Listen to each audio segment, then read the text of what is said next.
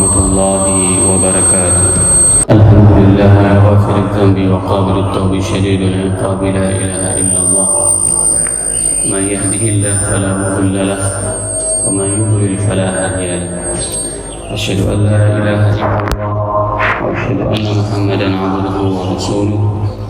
اللهم صل وسلم وبارك على حبيبنا وشفيعنا وزخرنا ومولانا محمد وعلى أزواجه وذرياته وأصحابه أجمعين. رب اشرح لي صدري ويسر لي أمري واحلل عقدة من لساني يفقهوا قولي. أما بعد.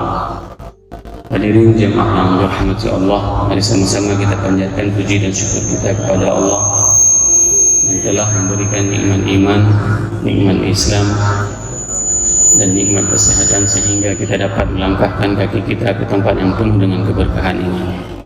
Salawat dan salam mari sama-sama kita panjatkan kepada junjungan kita Nabi besar Muhammad SAW yang telah membawa pencerahan kepada kita sehingga Rasul memastikan sampai dengan langkah mana yang harus kita langkahkan di saat kita masuk ke dalam rumah, dan langkah mana yang harus kita langkahkan di saat kita keluar dari toilet.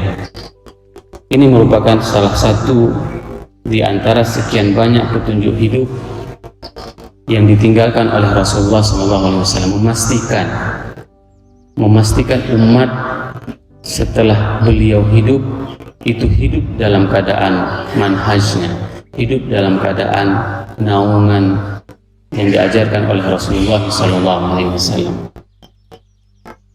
Maka senantiasa kita selalu memanjatkan salawat kita kepada baginda Rasulullah SAW dan mengikuti apa saja yang diperintahkan oleh baginda Rasulullah SAW, karena itu adalah untuk kemaslahatan kita semuanya.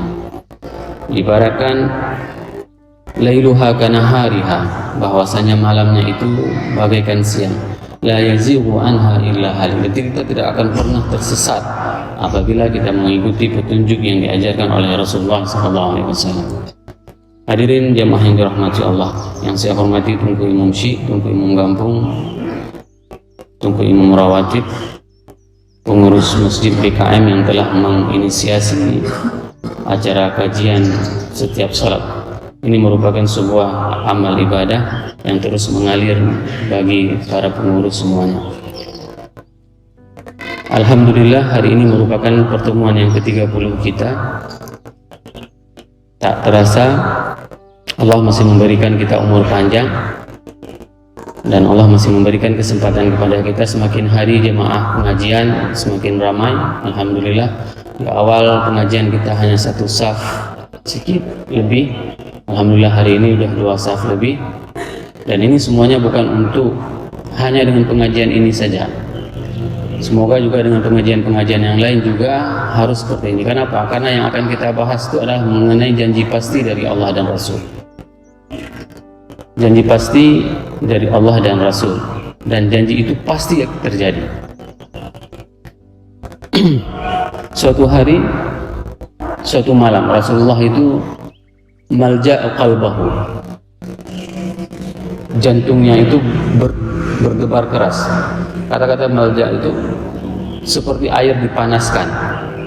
Jadi bahasa Acehnya apa namanya, muglok-glok, air yang panas itu seperti itu. Itu jantung Rasulullah SAW. Waktu itu ditanya oleh Aisyah, "Wahai Rasulullah, apa yang membuat jantungmu begitu berdebar?" Itu ditanya. Pada saat itu Rasul menjawab, "Kaifa an'am wa sahibul qarn qadil taqamul qarn wastama'al adh mata yu'maru bin nafkhi fayanfukhu." Bagaimana aku bisa tenang hidup di dunia ini? Ini yang diungkapkan oleh Rasulullah. Kaifa an'am, bagaimana aku bisa tenang hidup di dunia ini? Wa sahibul qarnin qadil taqam, sehingga yang punya terompet itu sudah mulutnya diterompet. Wastama'ul id, dan dia sedang menunggu perintah. Mata yu'mar bin nafkhi fayanfukhu. Kapan diperintahkan dia akan meniup sangkakala. Sulit bagi kita untuk melogikakan apa yang disampaikan oleh Rasulullah SAW 14 abad yang lalu. Ini merupakan kondisi di saat hadis ini disampaikan oleh Rasulullah, para sahabat mungkin hanya seperti ini termenung, tahu. Namun mereka itu mempercayai apa saja yang diucapkan oleh Rasulullah SAW. Dalam riwayat yang lain itu dikatakan bahwasanya malaikat Israfil itu sudah siap-siap. Di mulutnya itu trompet sangkakala, kaki kanannya ke depan, kaki kirinya ke belakang, matanya itu menunggu izin dan perintah dari Allah untuk meniup trompet sangkakala. Di tahun 2000-an, kalau tidak salah saya 2017, NASA Space itu merilis sebuah penelitian terbaru tentang bagaimana jagat raya ini. Mereka mengambil foto melalui teleskop Hubble. Dulu semua para ilmuwan itu mempunyai pendapat bahwasanya bumi ini bulat seperti balon. Nanti boleh diakses di Hubble teleskop. Ternyata hasil temuan gambar dari teleskop Hubble terbaru menjawab apa yang disampaikan oleh Rasulullah 14 abad yang lalu. Ternyata alam semesta ini bukan bulat seperti balon, akan tetapi dia itu alam semesta seperti trompet. Ini yang membuat Rasul itu menangis. Menangis sehingga apa? Sehingga dadanya itu sesak, bagaikan air yang sedang dipanaskan. Sangat-sangat takut. Rasulullah itu sangat khawatir dengan topik yang akan kita bahas mulai hari ini, yaitu haulul matlaq. Haul matlaq itu adalah pemandangan hari akhirat. Ini merupakan sebuah pemandangan yang paling dahsyat dan yang paling ngeri. Sehingga apa? Rasul sendiri itu dadanya itu bergemuruh yang luar biasa. Nah, pada saat itu orang Arab itu bertanya, qala al-Arabi, hadis yang lain, qala al-Arabi, ya Rasulullah, ma huwa as-sawt? Apa itu trompet? Ya. Qala qarnun yanfukhu fi, bahwasanya dia itu adalah trompet yang ditiupkan. Sehingga kalau kita menganalogikan sekarang, mulut Israfil itu adalah di alam semesta ini. Kalau bentuk alam semesta itu seperti trompet seperti ini, berkembang terus, ya, maka di ujung trompet ini adalah mulut Israfil. Dia tinggal hanya meniup. Begitu dia tiup pertama, maka semua akan mati. Dan ini adalah pemandangan yang paling dahsyat. Sehingga apa? Umar bin Khattab itu mengatakan, "Lau indi ma fil ardi jami'an." Kalau seandainya aku mempunyai dunia ini seluruhnya, ya, itu kata Umar, maka aku akan menafkahi semua yang aku punya di dunia ini untuk menebus pemandangan itu, agar aku tidak takut, agar aku tidak menyesal.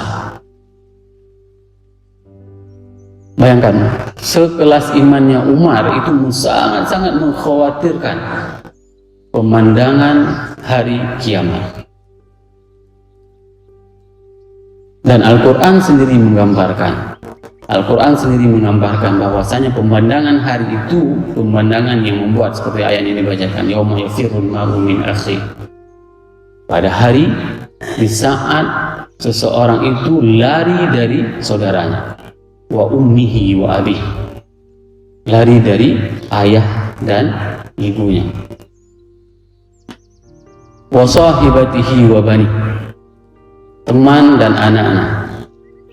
Itu hari di mana kalau misalnya kita dulu pernah mendengar tsunami yang melanda Aceh, pada saat itu gempa yang begitu dahsyat saja, itu orang sudah mulai meninggalkan. Ada orang lagi duduk-duduk sama keluarganya, begitu gempa itu lari dia, mamanya ditinggalin, ayahnya ditinggalin, udah lari jauh, baru teringat lagi, aduh orang tua di belakang, oh aduh anak di belakang. itu gempa tsunami. Bagaimana dengan keadaan haulul mutlaq, hari di mana nanti kita akan bacakan ayatnya satu persatu, kita akan membacakan ayat tentang haulul mutlaq, gambaran tentang kiamat. Mungkin ini pertemuannya panjang mudah-mudahan, jadi kita tidak akan baca semuanya hari ini. Yang pertama sekali di dalam surat Al-An'am ayat 87 Allah berfirman, yauma yunfakhu fis-sur. Sur ini adalah trompet sangkakala. Yauma yunfakhu fis-sur, pada saat hari ditiupnya trompet sangkakala. Fafazi'a man fis samawati wa man fil ard, maka terkejutlah. Para mufassirin itu menerjemahkan faza'a itu adalah terkejut yang membuat orang itu mati.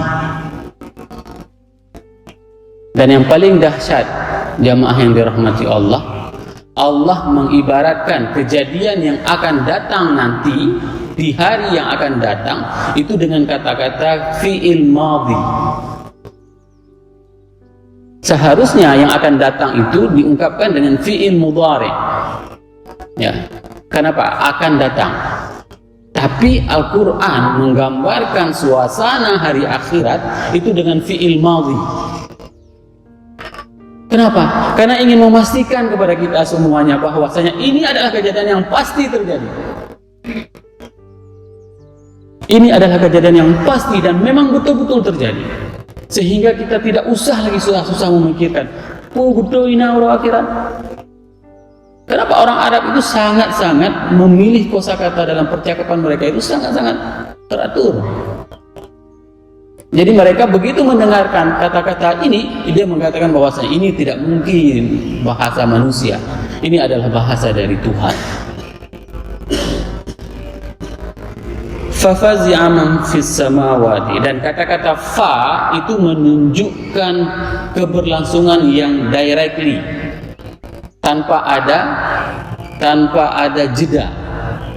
Bahasa Arab, kalau misalnya saya mengatakan dakhala Ahmad wa Zaidun, atau dakhala Ahmad thumma Zaidun, itu ada jeda. Masuklah si Ahmad, kemudian masuk si Zaid. Pakai summa itu ada jeda. Tapi dakhala Ahmad fa Zaidun itu bersamaan masuknya. Nah, ini pilihan kata. Makanya di dalam bahasa Arab itu ada sebuah istilah, kullama zadal mabna zadal ma'na. Zadal ma'na. Setiap ada pertambahan satu huruf, maka itu akan berubah makna. Ya, kata-kata fafazi'a itu menunjukkan bahwasanya ketakutan itu adalah ketakutan yang berlangsung tanpa ada jeda. Begitu kita mendengarkan suara sangkakala, terkejut, mati. Begitu dahsyatnya suara tersebut, suara sangkakala. Fafazi'a man fis samawati wa man fil ard, maka terkejutlah, matilah semua yang ada di langit, wa man fil ard illa ma sya Allah, kecuali yang diizinkan, kecuali yang dikecualikan oleh Allah. Wa kullun atauhu dakhirin, maka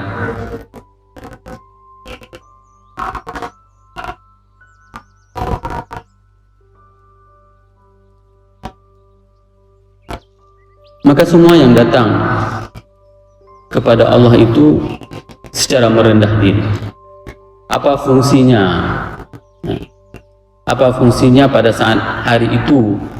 Ya, kalau seandainya kita sama sekali tidak mempunyai bekal untuk menghadapi masa-masa seperti ini. Pertemuan wa'adul haq, janji pasti ini bukan untuk menakut-nakuti, bukan. Tapi ini sebagai ibrah bagi kita, pelajaran bagi kita semuanya. Kenapa? Karena Allah masih memberikan kesempatan hidup itu kepada kita. Allah masih memberikan kesempatan itu kepada kita sehingga kita bisa bertemu di tempat ini dan mendengarkan beberapa ayat Al-Quran, beberapa perkataan Rasulullah Sallallahu Alaihi Wasallam. Supaya apa? Supaya kita bisa berbenah diri. Yang hari ini masih berat untuk menutup auratnya, tutuplah auratnya. Jangan sepele dengan aurat. Yang hari ini masih sering terlambat mengakhirkan waktu salat, jangan lagi mengakhirkan waktu salat. Ingat bagaimana nanti di saat semua kita datang menghadap Allah dengan merendah diri kita. Ini adalah suasana yang memang pasti terjadi. Maka ini adalah kesempatan bagi kita semuanya, karena Allah masih sangat sayang kepada kita, masih diberikan kesempatan. Di dalam tafsir Ibnu Katsir itu dijelaskan bahwasanya diriwayatkan dalam oleh Ibnu Abbas disebutkan bahwa mereka yang tidak terkejut adalah para syuhada, karena mereka hidup di sisi Rabb mereka dengan diberi rezeki. Ada pengajian. Orang-orang yang meninggal dalam keadaan syahid, ya, itu tidak akan terkejut. Jangan dipikir, jangan disangka terkejut ini bagi orang-orang yang masih hidup. Makhluk yang ada di dalam kubur pun, yang sudah mati pun, ini merupakan sebuah siksaan yang paling dahsyat bagi mereka. Kalau seandainya mereka tidak mempunyai amal. Dan amal yang diibaratkan oleh Umar bin Khattab, beliau mengatakan, kalau seandainya aku mempunyai kekayaan seluruh dunia, maka aku akan menafkahkan seluruh kekayaan tersebut untuk aku tidak akan kaget, terkejut dan takut pada saat matla, haulul matla, pada saat ditiup sangkakala. Ayat yang kedua, Allah berfirman di dalam surat Al-Mu'minun yang berbunyi, فَإِذَا نُفِخَ فِي الصُّورِ فَلَا أَنْسَابَ بَيْنَهُمْ يَوْمَئِذٍ وَلَا يَتَسَاءَلُونَ.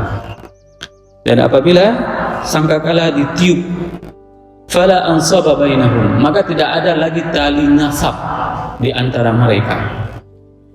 Dan ini adalah ciri khas orang Arab. Mereka itu mengingat nasab-nasab mereka sampai kepada nenek-nenek buyut mereka, itu semuanya akan mereka tahu. Kamu bani apa? Kamu anak siapa? Itu ciri khas orang Arab. Dan apabila keturunan mereka itu tersenggol, terkena, disakiti, maka semua sukunya itu akan membalas dendam. Begitulah tradisi orang Arab. Namun pada hari itu tidak ada lagi yang akan mempertanyakan kamu nasabnya apa, bani apa, keturunan apa, suku apa, tidak ada. Dan ini diungkapkan di dalam surat Al-Mu'minun. Wala yatasa'alun. Ya, dan mereka pada saat itu tidak pula saling bertanya. Ya. Mereka tidak akan pernah bertanya lagi tentang nasab mereka, karena begitu dahsyatnya hari itu. Hari yang membuat orang itu akan lupa siapa mereka, keturunan apa mereka, dari mana mereka berasal. Ini merupakan hari yang paling dahsyat, wahai Bapak Ibu semua yang dirahmati Allah. Dan di sini Allah juga menggunakan kata-kata fi'il madhi, fa idza nufikha. Nufikha ini merupakan fi'il madhi. Dan apabila sangkakala itu telah ditiup, begitulah kita harus menerjemahkannya. Telah ditiup. Ya. Bukan akan. Kalau akan itu akan terjadi, tapi ini menggunakan kata-kata fi'il madhi. Ini menunjukkan bahwasanya kejadian ini adalah kejadian yang sudah terjadi. Kejadian yang sudah terjadi akan tetapi akan terjadi nanti.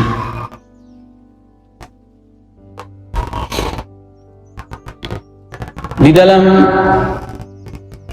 ayat yang ketiga surat Az-Zumar,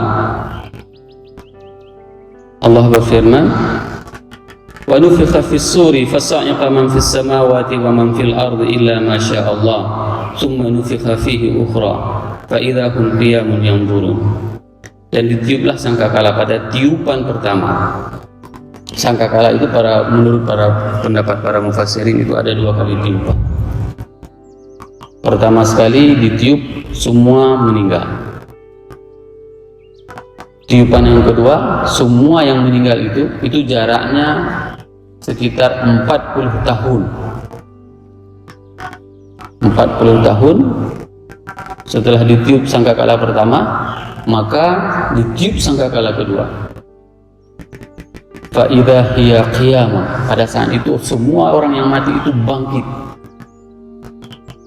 Maka di dalam Al-Quran itu kan sering dikatakan bahwasanya perumpamaan Allah itu menghidupkan kita di hari akhirat itu tak ubahnya sama seperti Allah menghidupkan tanaman. Diturunkannya hujan, tumbuh tanaman yang ada di atas muka bumi. Ini sama juga, posisinya sama. Ditiup sangkakala pertama semuanya mati, ditiup kedua semuanya qiyamun. Dan qiyamun ia fa idzahum qiyamun yanzurun. Pada saat itu semua mata itu terbelalak, mata itu tahu. Ini yang membuat pemandangan itu adalah pemandangan yang paling mengerikan.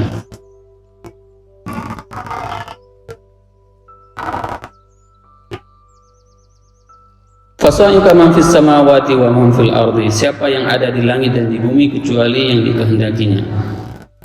Ada 4 kalau tidak salah malaikat yang tidak meninggal, ya, itu dikecualikan dalam beberapa hadis. Summa nufikha fihi ukhra, kemudian ditiupkan sangkakala sekali lagi, maka tiba-tiba mereka fa idahum qiyamun yanzurun, maka berdiri seraya menunggu apa yang akan bakal diputuskan. Mungkin bagi bapak-bapak jamaah yang pernah berurusan dengan mahkamah ini akan terasa kondisinya, ya, di saat kita akan diputuskan hukuman oleh hakim, menggugat perkara, dan kita mempunyai permasalahan. Di saat kita berdiri di depan mahkamah itu akan terasa bagaimana kondisi kita menunggu. Nah, ini lebih dahsyat lagi, kondisi di saat kita itu bangkit dari kubur dan kita itu menunggu keputusan apa yang akan kita dapati. Maka oleh sebab itu jemaah yang dirahmati Allah, ini merupakan sebuah pemandangan yang memang sangat sulit dan sangat dahsyat dan sangat ngeri. Maka mintalah kepada Allah semoga kita diberikan kesempatan untuk selalu taat kepada Allah dan kepada Rasul. Ini merupakan sebuah keadaan yang memang harus kita persiapkan dengan betul-betul. Rasul itu mengatakan, menasihatkan kepada Hasan, i'lamul maut.